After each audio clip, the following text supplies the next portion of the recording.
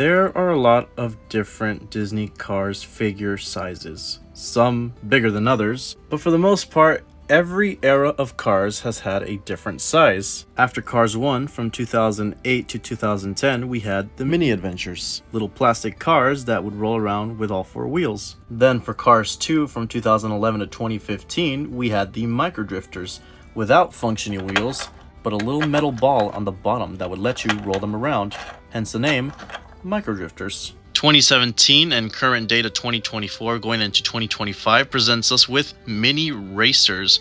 Again, similar to the mini adventures in the name and the idea.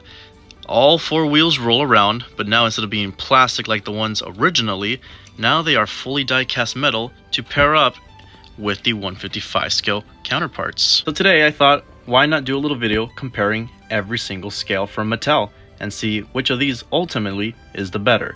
I think we all know the answer. It's obviously going to be 155 scale. So why not make the minis compete instead? The main things we're going to look at is detail, functionality, and collectability. Which one of these did it the best?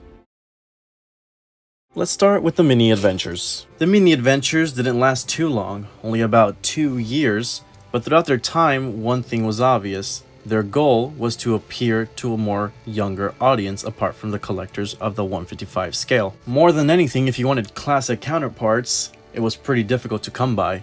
More than anything, you'd get wacky ones, as seen here. A firefighter volunteer of Lightning McQueen? Yeah, no shot. This is currently my collection of mini adventures. Although it's not many, you can see a pattern here. A lot of them are just a bunch of repaints in goofy colors. And while that isn't necessarily a bad thing, but if you just wanted to collect mini versions of the 155 scale counterparts, it was pretty difficult. More than often, you would just see the wackiest of wackiest looks, and those were the more common ones. Oops, I forgot to show like 2 more pieces that are mini adventures related in my collection. I have those 2 in box. And I got the train from the first movie.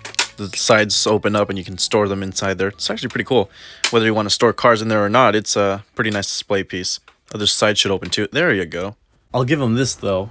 For a line that didn't last that long, they sure released a lot of cool stuff. Some even looking directly inspired off of video games. Others looking just straight up cool. And of course, you had the completely fictional ones that had nothing to do with the movies. Pink Sally? Never imagined that. Chick in a sort of magenta color?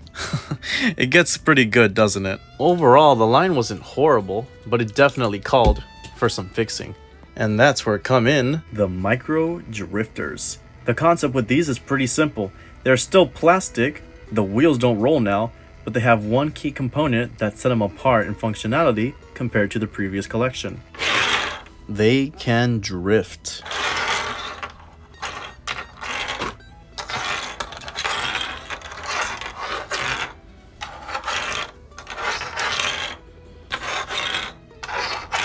I'll keep this one short and sweet. Basically, these ran from 2011 to 2015, and the main concept was their drifting features, which was pretty cool because when you would drift them, more often than not, they would land facing forward. Hence McQueen right there. Sometimes the balls would show some sign of age and would mess up the functionality of the drifting feature.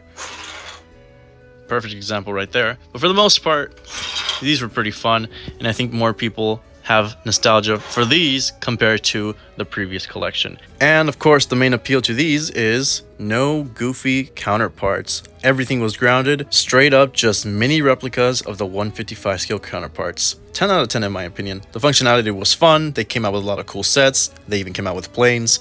It was great. The micro drifters were the only ones to use stickers to my knowledge. The mini racers and mini adventures are completely painted without any decals, so not sure what happened there. I wish it was consistent with all 3 of them, but it just showed you the superb detail that the mini racers have compared to the other 2. Mini racers. Okay, buckle up, we got a lot of info to talk about with these. This line has been running from 2017 to current day. Yeah, it is still going. This is the longest running collection of mini cars. And there is just so many, and it shows no sign of stopping. There's just so freaking many. They've added from Cars 1, Cars 2, Cars 3, Cars on the Road, even to Cars Tunes. Now even the GRCs. Every single one of them is in here. I own all of them. The only one I'm missing is glow-in-the-dark Doc Hudson from an exclusive 10-pack, but other than that, every single one is in here.